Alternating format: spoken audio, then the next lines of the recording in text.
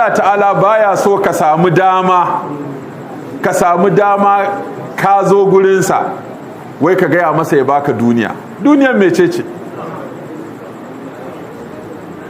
abinda Allah yake so ka ce Allah ka ban duniya mai kyau.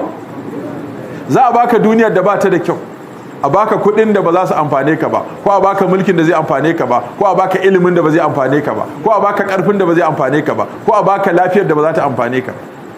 So da ka ce Allah ka ban duniya mai kyau, ka ban lahira, ba addu'ar da tafi wannan. Rabbana atina fid dunya hasanatan wa fil akhirati hasanatan wa qina azaban nar. Ko baka yi addu'a komai ba, iya wannan ita kake kawai ta ishe ka, ta sama maka duniya mai kyau da lahira mai kyau. Shi za ga ana yin ta ai a cikin dawafi ake yin ta. Idan ka yo dawafi ka zagayo daidai ar-rukunil yamani kafin ka karaso al-hajar al-aswad, to ko me kake, ko karatun qur'ani kake, ko tasbihi kake, ko me kake, sai ka canza ya koma wannan addu'ar. Wannan katangar guda daga ar-rukunil yamani zuwa al-hajar al-aswad, dama ai kusurwa hudu Ka'aba take da ita.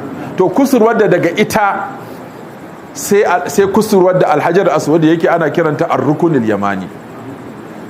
To wannan kusurwar da alhajar aswad yake katangar zaka karaso, daga nan sai ka dinga cewa rabbana atina fid dunya hasanatan wa fil akhirati hasanatan wa qina azaban nar, har sai ka zo alhajar aswad ka sumbace shi sai kai kabbara sai ka zaga. To kaga ashe tunda kaga annabi alaihi salatu wassalam ya sa wannan addu'a a wannan guri, to kakkai wasa da ita, kakkai wasa da ita.